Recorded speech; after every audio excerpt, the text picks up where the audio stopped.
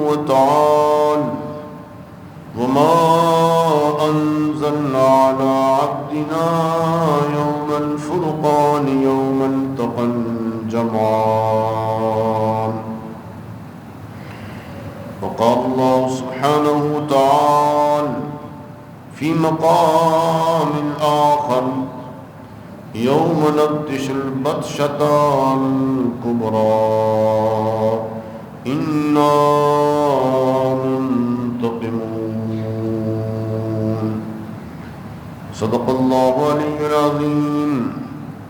وقال النبي صلى الله تعالى عليه وآله وسلم هذا أبو سفيان قافلا بتجارة قريش فاخرجوا لها لعل الله عز وجل ينفلكموها أو كما قال. صدق الله وصدق النبي صلى الله تعالى عليه وآله وسلم. یہ لشکر دنیا سے انوکھا تھا، نرالا تھا،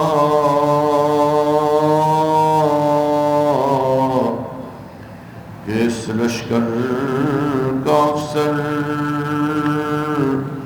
ایک کالی کملی والا تھا.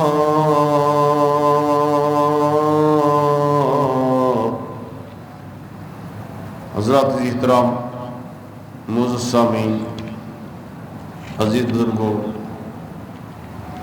اللہ جل شانہ کا بے پایا احسان ہے. پروردگار عالم نے ہمیں دوسرا عشرہ کی آخری لمحات میں جمعۃ المبارک میں پہلی سات میں آنے کی توفیق عطا فرما دی. کل یوم بدر تھا، شہدائے بدر کی عظیم الشان قربانی، جس کی بنا پر پروردگار عالم نے اسلام کی حقانیت، آقا علیہ السلام کی نبوت کی سچائی، صحابہ کرام کا عزم کہن،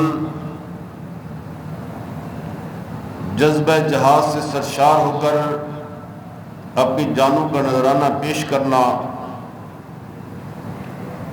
اور ماہ رمضان کے اندر جو پہلا رمضان تھا اس میں 3 دن حالت روزہ کے ساتھ اور بعد میں افطار کے ساتھ کتنی مشقت، کتنی آزمائش، مصیبتوں اور آزمائشوں کو جھیلتے ہوئے انہوں نے ایک تاریخ ساز کا جو کردار ادا کیا، اللہ تعالیٰ کی ذات نے اس بنا پر ان کو فتح و کامرانی عطا فرما دی. آج بھی جذبہ بدر، شوق شہادت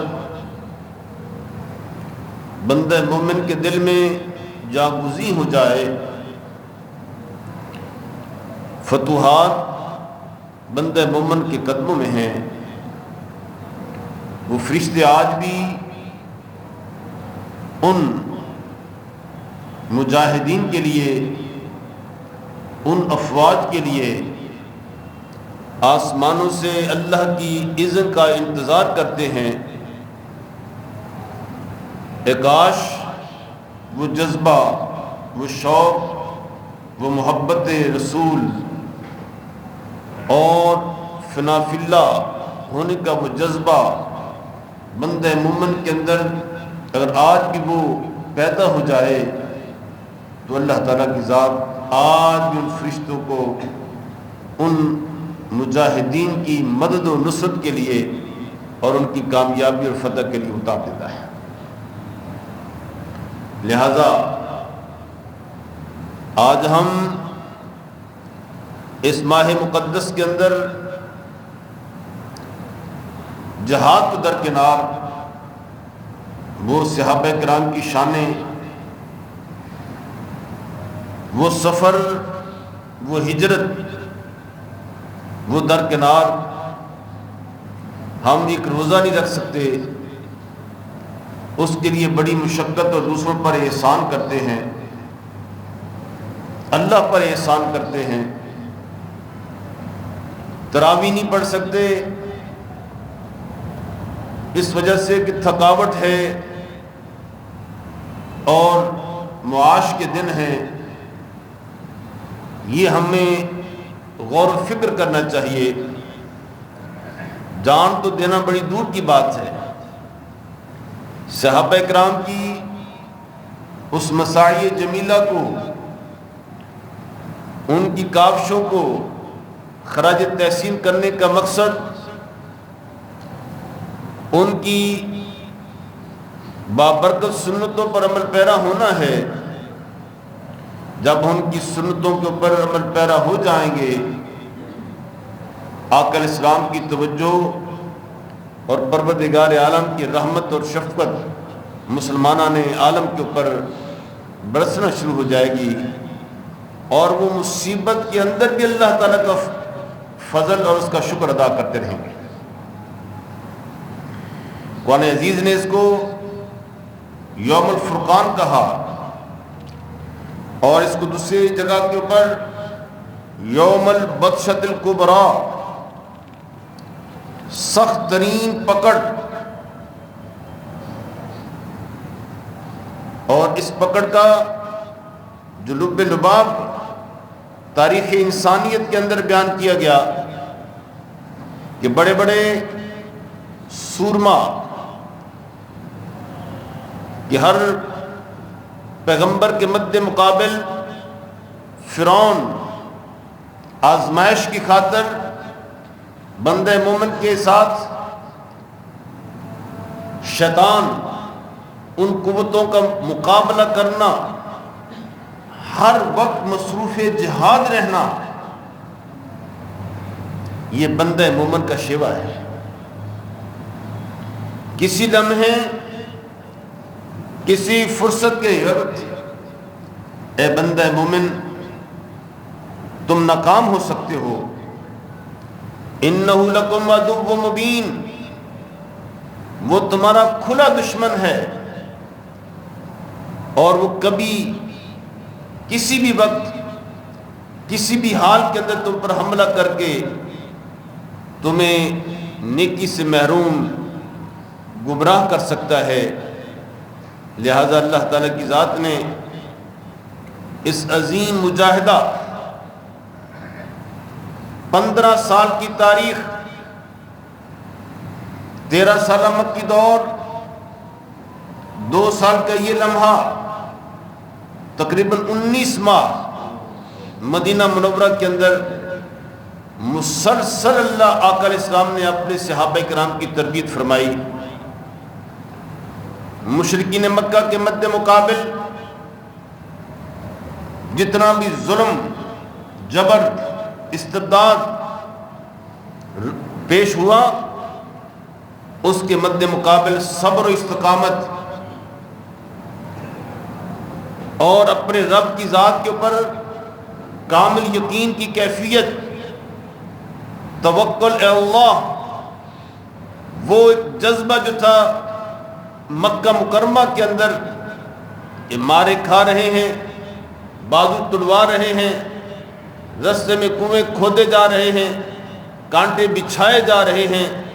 آقا علیہ السلام چاہتے تو آنے واحد کے اندر جس سے پہلے انبیاء علیہ السلام دعا بد دعا کرتے، اس قوم کا ناطہ بند ہو جاتا، لیکن آپ نے امت کے لیے یہ پیغام دیا کہ نہیں، اس چیز کو آپ نے گریجولی انداز کے ساتھ بڑے ہی آہستہ آہستہ ایسا دین، ایسا نظام جو تمہارے دلوں کے اندر سرایت کر جائے، رچ بس جائے، اور اس کے مد مقابل بدر کی تاریخ اپنے پیش نظر رکھو کہ اتنی استقامت، اتنی محبت، عزم کہن، پہاڑ کی طرح ڈٹ گئے.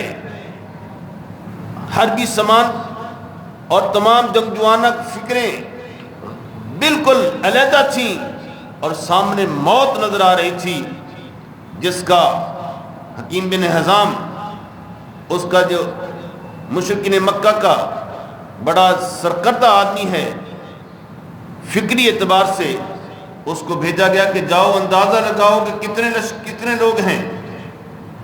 اس نے گھوڑے کو دوڑایا، ایک چکر لگایا، دوسرا چکر لگایا، تیسرا چکر لگانے کے بعد کہا کہ لوگ تو بہت تھوڑے ہیں لیکن انہوں نے موت کے ساتھ سودا کر لیا ہے، اب وہ واپس جانے والے نہیں ہیں، نہ ان کے پیچھے کمین گاہ کے اندر کوئی دوڑنے کی جگہ ہے، نہ وہ یہاں سے فرار حاصل کرنا چاہتے ہیں. وہ صرف اور صرف یا تو فتح ہے یا جام شہادت کا جام پینا چاہتے ہیں. دو ہی نظریے ہیں، فتح یا موت.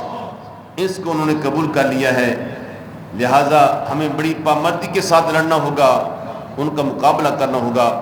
برابر وہ ساری باتیں کل ہو گئیں. نبی اکرم صلی اللہ علیہ وسلم کو اللہ تعالیٰ کی ذات نے فتح عطا فرمائی، اور فتح کے اندر آپ دیکھتے ہیں کہ ایک صحابی کے حصے میں 10 اونٹ آئے، مال غنیمت، تلواریں، زرہیں اور بے شمار جو قافلہ ابی سفیان سے جو اس مال و دولت والے مال کے قافلے سے حصہ ملنا تھا، اس کے اوپر حملہ کر کے اللہ تعالیٰ کی ذات نے کیا عصمت اپنے نبی کی عزت کو بچایا کہ اگر قافلہ ابو سفیان کے اوپر حملہ کر کے اس کے مال کو لوٹ لیا جاتا تو آنے والے دور کے اندر اورنٹلزم یا اورنٹلسٹک مستشرقین غیر مسلم ہمارے نبی پر اعتراض کر سکتے تھے کہ محمد صلی اللہ علیہ وسلم نے ایک رات جاتے قافلے کو لوٹ لیا تھا. بے شک وہ جہاد کا حکم تھا لیکن اللہ تعالیٰ کی ذات نے اس سے بچایا، اور جو آپ پر حملہ آور ہونے والا یہاں پہ بھی ڈیفنس کیا آپ نے، اوفینس نہیں تھا. ڈیفنس اسلام کی پوری جہاد کی تاریخ یہ اپنے آپ کو ڈیفینسو انداز کے ساتھ اسی اوفینسو ڈیفنس کرنا مقصد ہے. آگے بڑھ کر کسی کے اوپر قبضہ کرنا یا ان کو مارنا مقصود نہیں ہے. جہاد کا ڈیٹرن صرف یہی ہے، اپنی حفاظت کرو، کوئی مد مقابل میں آتا ہے تو اس کا پھر کلا کم کر دیا جائے. اور اس طریقے سے ہم دیکھتے ہیں اللہ تعالیٰ کی ذات نے جب کامیابی عطا فرما دی، اب اس کامیابی کے اثرات دیکھو مرتب ہوئے. وہ قوم کس قدر اپنے دماغ کے اندر ان کا جو ٹینک جو تھا وہ سوچ رہا تھا، اور وہ سوچنے پر مجبور ہوئے کہ ایک طرف مد مقابل میں نہتے 313 تعداد اور بالکل جنگ کے نظریے سے بھی نہیں آئے تھے، اور ہماری طرف سے 1000 آدمیوں کا جنگجوانہ انداز کا تمام قسم کے ماہر حرب پہلوان، وہ سارے کے سارے بڑے فخر کے ساتھ جا رہے تھے، اور یہاں پہ اپنے ایک بت کو پتہ نہیں کتنی مرتبہ سجدہ کر کے گئے. ان کو تب غور و فکر ہوا کہ ہمارے 70 کے قریب ان بے بس لوگوں، کمزور اور نحیف اور ضعیف لوگوں کے ہاتھوں میں ہمارے جو سورما جو تھے، جو بڑے اتراتے تھے جنگی اعتبار سے، وہ قتل ہو گئے، اور ہماری بہترین 70 کے قریب بڑے بڑے جو شاہ سوار اور اس کے ساتھ ساتھ وہ اپنے قبیلوں کے معزز آدمی تھے، وہ گرفتار ہو گئے. ہمیں سوچنا چاہیے کہ ہمارے 360 خداؤں کے مد مقابل محمد کا ایک خدا وہ ہم پر غالب آ گیا ہے. لہٰذا ہمیں غور و فکر کرنا چاہیے کہ یہ سارے خدا جھوٹے ہیں. ایک خدا پر کامل یقین والا وہ دستہ کامیاب ہو گیا. یہ ایک نئی ٹرننگ سوچ ان کے اندر پیدا ہوئی اور وہ اپنے آپ غور و فکر کرنے لگے. اور اس طریقے سے اس قوم کو دیکھو کہ وہ کتنی دور اندیشی کے ساتھ سوچ رہی ہے. ہم اپنے انداز میں اس واقعہ سے کیا سبق حاصل کر سکتے ہیں کہ ہم کتنی پارٹیوں کو ووٹ دے رہے ہیں, کتنے لوگوں کو منتخب کیا, لیکن کوئی آپ کے علاقے یا کوئی پاکستان کا مسیحا یا پاکستان کا نجات دہندہ بن سکا. یہ ہے ان لوگوں کے بارے میں سوچو کہ وہ اتنے گئے گزرے دور کے اندر بیکورڈ, ہٹ درم, تکیانوس, جھگڑالو, ہٹ درم, لیکن وہ سوچنے پر مجبور ہو گئے کہ ہمارے اتنے خدا, اور اس طرح ہم نے بھی ان لوگوں کو اپنا خدا بنایا ہوا ہے. یہ نہیں ہے کہ صرف ہم, اور یہ واقعی ایسی چیز ہے, ان لوگوں کو ہم نے خدا بنا کر ان کو ووٹ دیتے ہیں. ہم شرک کا ارتکاب کرتے ہیں اس بارے میں. کوئی اللہ اس کے رسول کے نام پر کھڑا ہونے والا کوئی شخص, دین اسلام کی آبیاری, ریاست مدینہ کا تصور دینے والا کوئی بھی شخص ہو, کسی بھی پارٹی کے ساتھ تعلق رکھتا ہو, جو مدینہ میں جاتا ہے تو مدینہ کی رسپیکٹ, اور ساتھ ہی ساتھ 15 مارچ کو اسلام کے دنیا اقوام متحدہ کے اندر آقا علیہ السلام کی ناموس کا وہ جنگ کرتا ہے. ایسے شخصوں کے بارے میں ہم پتہ نہیں کیا کہ الزامات لگاتے ہیں, اور جن کا پوری تاریخ کے اندر جن کا کوئی عشر عشیر تک نہیں آتا ہے اس کی ترقی اور کامیابی کے لیے, آج ہم پھر ان کو سجدہ کر رہے ہیں, ان کو ووٹ دے رہے ہیں. یہ وہ فکر ہے جو غزوہ بدر کے ذریعے سے ہمیں ان لوگوں کے ذریعے سے پیغام پہنچتا ہے. اگر تم ضمیر اپنی حق کی تلاش میں ہو تو آؤ دیکھو کہ مسلمانوں نے کیا کیا اپنے نبی کی عظمت کی خاطر اور اللہ تعالیٰ کے دین کی خاطر, اللہ تعالیٰ کی ذات نے جو ان سے ہو سکا وہ کیا, اور اللہ تعالیٰ کی ذات نے ان کو کامیابی عطا فرما دی. اور اسی فکر کو ہی قرآن عزیز نے بیان فرمایا, وَاذْكُرُوا إِذْ أَنْتُمْ قَلِيلٌ, یاد کرو کہ جب تم بہت قلیل تھے, مُسْتَضْعَفُونَ فِي الْأَرْضِ, بڑے ضعیف اور کمزور تھے زمین کے اندر, تخافون, تم ڈرتے تھے مکہ کی سرزمین کے اوپر, ان یتخطفکم الناس, کہ لوگ جب چاہیں اچک لے کر جائیں, جب چاہیں تمہیں اغوا کر لیں. اس دور کے اندر بھی ایسا تھا جیسا کہ آج کے دور کے اندر ہے. ہم کسی کی مخالفت کرتے ہیں تو پتہ نہیں چلتا ابھی کب ہمارے ساتھ انہونا ہو جائے. اسلام نے 1400 سال پہلے مسلمانوں کی کیفیت کو بیان کیا, ان یتخطفکم الناس, ان کو کوئی پتہ نہیں چلتا تھا کہ ہم اللہ کے دین کا نام لے رہے ہیں, کب, کس وقت اور کس حال کے اندر ہمیں اٹھا لیا جائے گا اور مار دیا جائے گا. مکہ کے اندر وہ ایسا نظام تھا. اور آگے فرمایا کہ فآواکم, اللہ تعالیٰ کی ذات نے تمہیں پناہ عطا فرمائی, وأیدکم بنصرہ, اور اللہ تعالیٰ کی ذات نے اپنی مدد کے ساتھ تمہاری تائید فرمائی, وَرَزَقَكُم مِّنَ الطَّيِّبَاتِ, اور اللہ تعالیٰ کی ذات نے مال غنیمت میں سے فتح کی شکل کے اندر تمہیں بہت سا رزق دیا, لَعَلَّكُمْ تَشْكُرُونَ, تاکہ تم اللہ تعالیٰ کی بارگاہ میں اس نعمتوں کا شکر ادا کر سکو. پھر اس قوم کے اندر سکان مدینہ یہود وہ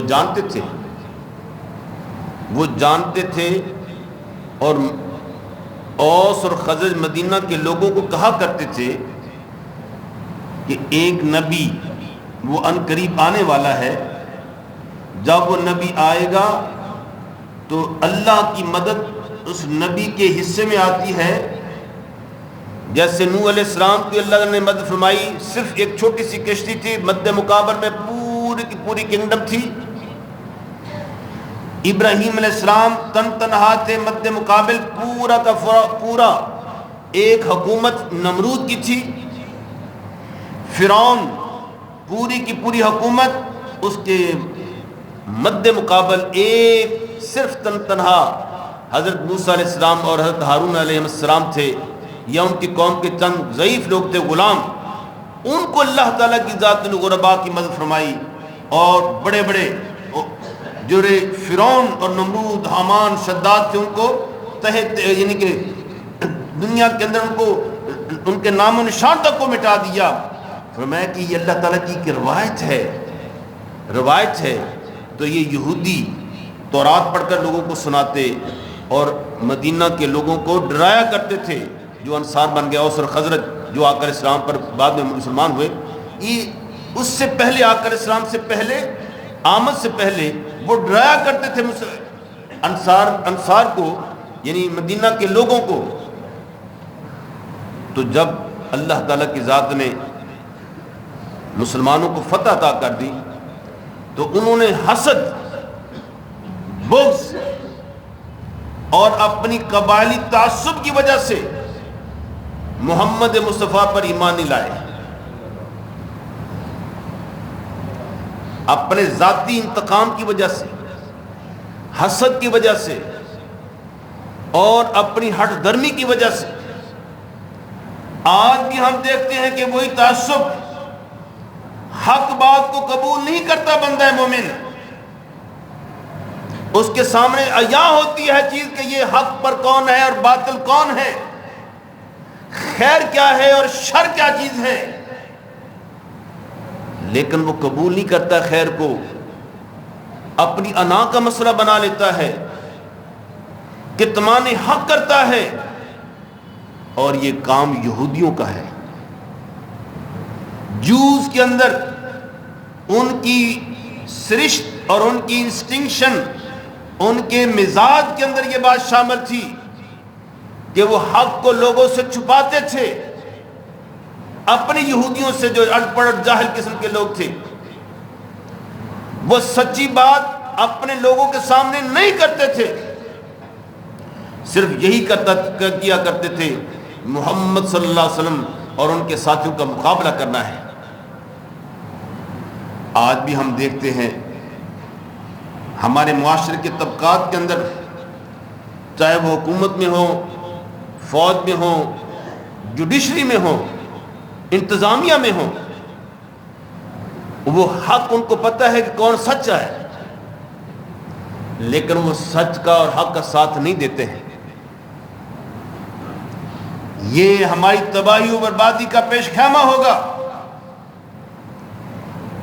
یہود کو آخر کار مکہ مکرمہ سے نکلنا پڑا، مدینہ منورہ سے.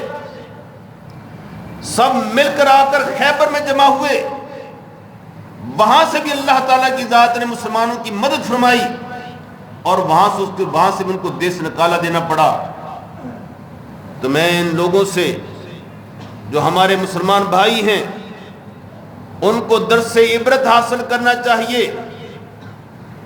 فَاعْتَبِرُوا بِهَا يَا أُولِي الْأَبْصَارِ. قرآن مجید نے واقعات کا بار بار ذکر کیا. قصہ موسیٰ اور فرعون تقریباً کتنی مرتبہ آیا ہے. ان لوگوں کو بار بار نصیحت کی جاتی رہی، مشرکین مکہ کو، اے لوگو سمجھاؤ، تم فرعون سے زیادہ طاقتور نہیں ہو، تم نمرود سے زیادہ طاقتور نہیں ہو،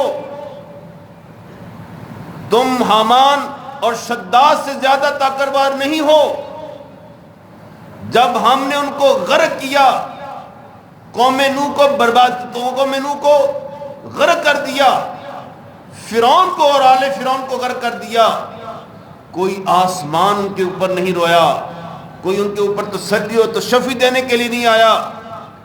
لہذا ہم اپنی قوم سے کہتے ہیں، کوئی بھی شخص ہو، کہ وہ اپنی ذاتی حق بات کو تسلیم کرے. اور یہی وہ فکر جو تھی مشرکین مکہ کے دل کے اندر، اور یہود نے اپنے دل کے اندر یہ سننا شروع کر دیا کہ کیا کرنا چاہیے. تو نے کرم فرمایا عداوتہ واللہ ما بقیتو. حضرت صفیہ رضی اللہ تعالیٰ عنہ آقا علیہ السلام کی بیوی ہیں. غزوہ بنی مستلق کے اندر احی بن اخطب ان کا والد سردار ہے. وہ کہتی ہیں کہ میرے باپ وہ ہمیں پڑھ پڑھ تورات سنایا کرتے تھے، لیکن آقا علیہ السلام قباء کے اندر تشریف فرما ہوئے اور وہاں پر جا کر ملاقات کی. دونوں لوگ واپس آئے، ابو یاسر بن اخطب اور احی اس کا والد، دونوں باپ بیٹا گئے اور دیکھا کہ آقا علیہ السلام کو دیکھیں، پتہ کریں کہ کون سا نبی آیا ہے. جب آ کر انہوں نے دیکھا قباء شریف کے اندر، ابھی مدینہ منورہ میں نہیں پہنچے آقا علیہ السلام، اور فرماتی ہیں سیدہ صفیہ ابھی وہ ان کے ہاں موجود تھی، ان کی بیٹی ہے. کہتے جب گھر میں آئے تو میں آگے بڑھ کے استقبال کیا تو مجھ کو انہوں نے کوئی لفٹ یعنی کوئی توجہ نہ دی. سر جھکائے ہوا ہے، قدم لڑکھڑا رہے ہیں، اور ان کا بیٹا پوچھتا ہے ابا جان کہ تم نے تو تورات کو پڑھا ہے، تم تورات کے حافظ ہو، بتاؤ اس نئے نبی کے بارے میں تمہاری کیا رائے ہے. تو کہتا ہے کہ ابو یاسر کہتا ہے واللہ خدا کی قسم یہ وہی نبی ہے، اس کے چہرے کے اوپر یہ کسی جھوٹے کا چہرہ نہیں ہو سکتا ہے.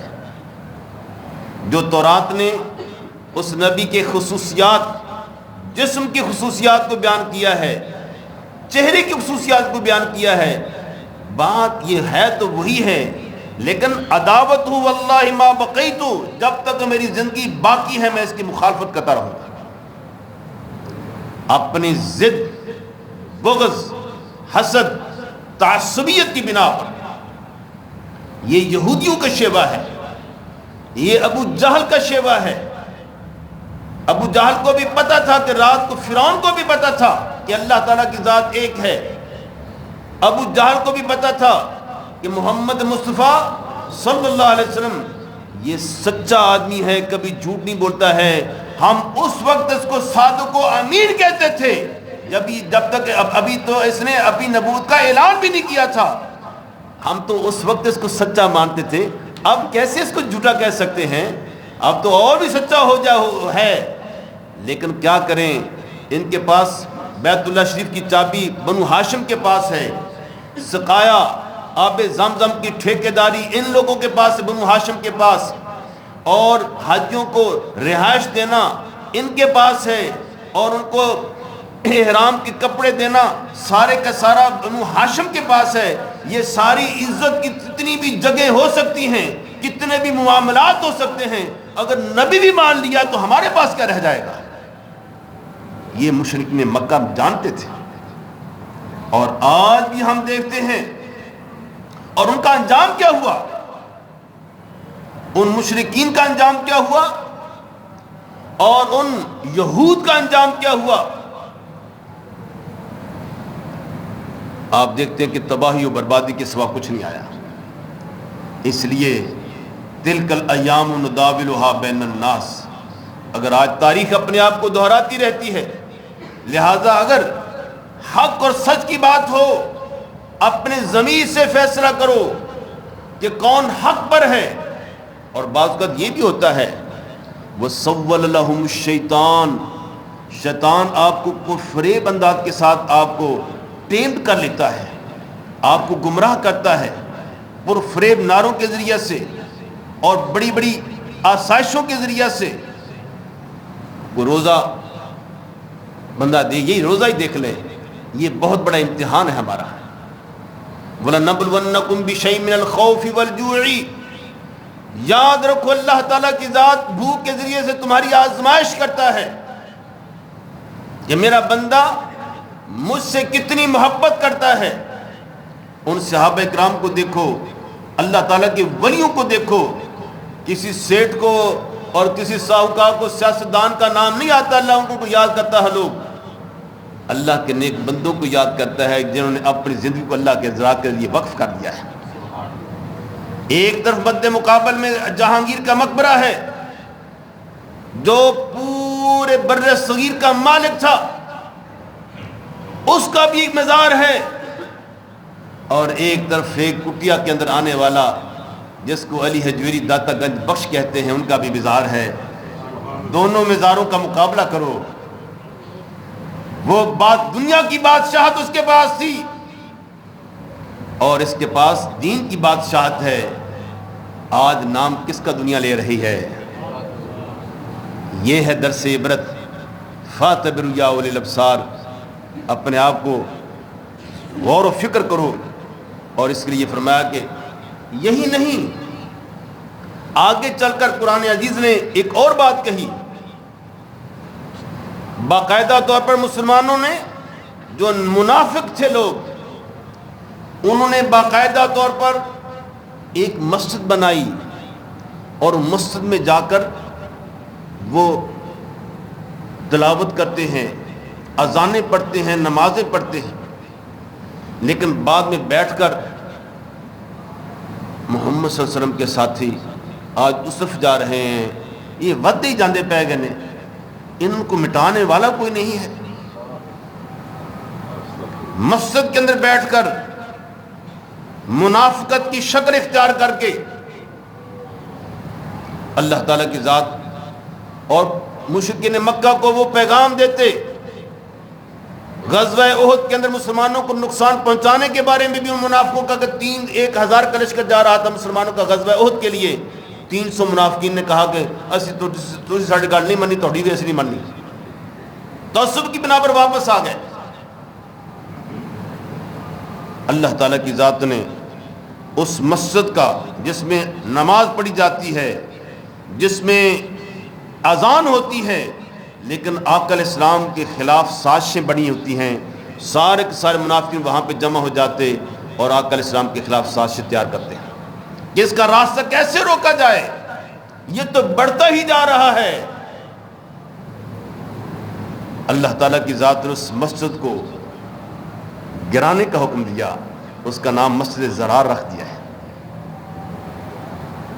مسجد زرار، میں قرآن پاک کی بات کر رہا ہوں، اس مسجد کو گرانے کا حکم دیا کہ جس مسجد کے اندر میری توحید کا ذکر تو ہوتا ہے، سجدے مجھے کیے جاتے ہیں اور اذانیں دی جاتی ہیں، لیکن میرے نبی کے خلاف اور دین اسلام کی اشاعت کے خلاف سازشیں ہوتی ہیں، وہ مسجد نہیں جس میں آقا علیہ السلام کے خلاف سازشیں ہوتی جائیں، اس کو مسجد نہیں کہا جاتا، فرمایا اس کو گرا دیا جائے۔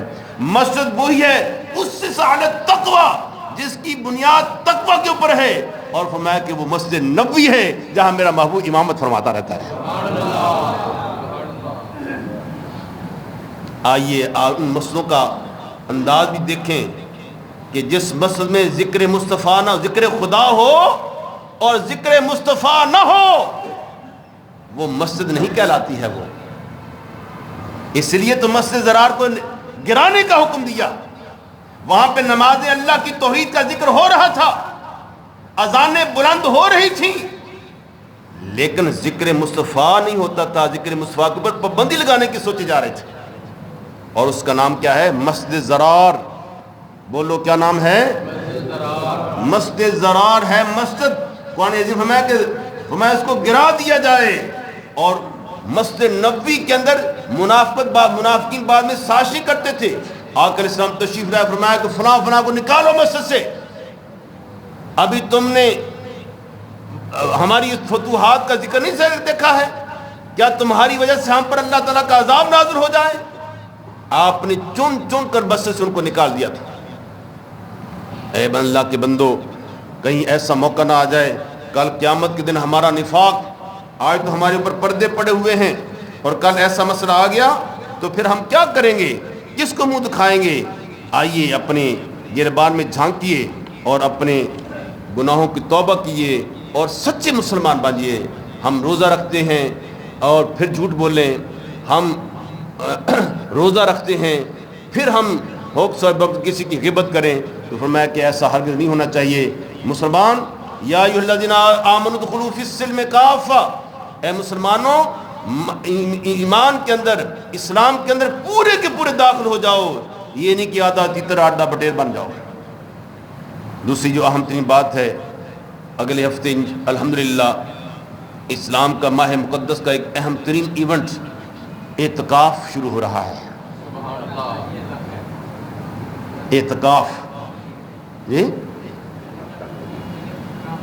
اعتکاف آقا علیہ السلام اعتکاف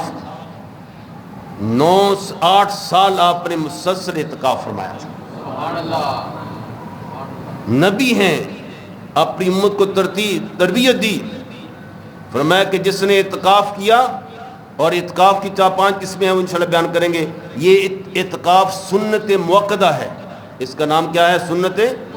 یہ 10 دن کا پورا ہوتا ہے، اس میں آپ نہ کریں، آپ کو جب بھی موقع 1 دن کا اعتکاف کر لیا کریں، آپ 1 دن میں آ جائیں، 21 کو آ جائیں، 23 کو آ جائیں، 25 کو آ جائیں، 27 کو آ جائیں، 29 کو آ جائیں، آخری 3 دنوں کا اعتکاف کریں۔ آقا علیہ السلام کی سنت کو بھی زندہ کرو۔ ہم مکہ مکرمہ مدینہ منورہ میں جاتے ہیں اتنا سفر کر کے، یہ اللہ کا گھر یہ بھی ہے۔ اپنی مساجد کے اندر فرمایا کہ جس شخص نے اعتکاف کو پورا کیا، جب وہ اپنے گھر میں جائے گا تو اللہ تعالیٰ کی ذات اس کو 1 حج قبول اور 2 عمروں کا ثواب عطا فرما ڈالے گا۔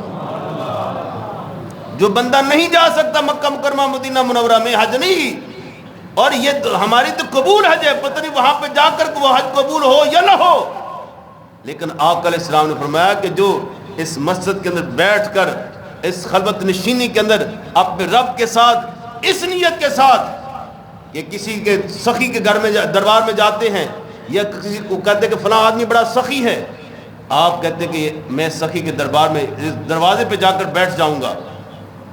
آپ 1 دن بیٹھتے ہیں، وہ سخی اترتا ہے، دیکھتا ہے کیا یہ کون ہے، دوسرے دن دیکھتا ہے، تیسرے دن، چوتھے دن، 5ویں دن مسلسل آپ بیٹھے رہیں تو آخر کار وہ کچھ نہ کچھ تمہیں دے دیتا ہے کہ یار یہ جان نہیں چھوڑ رہا ہے میری۔ یہ دنیا کا سخی، اس کا دل بھی موم ہو جاتا ہے۔ فرمایا کہ جو 10 دن آسن مار کر اللہ کے گھر میں بیٹھ جاتا ہے، اللہ تعالیٰ فرماتا ہے مجھے شرم آتی ہے کہ اس کی بخشش نہ فرما ڈالوں میں۔ فرمایا کہ اذا راجعت الی البیت کا راجع یوم ولدت لہو، وہ بندہ مومن جب اپنے گھر میں جاتا ہے تو فرمایا کہ ایسے ہو جاتا ہے جیسے اس کی ماں نے آج اس کو پیدا کیا ہے۔ اللہ تعالیٰ کی ذات ہمیں اس ایونٹ کو کام کرنے کی توفیق عطا فرمائے۔ وآخر دعوانا الحمدللہ رب العالمین۔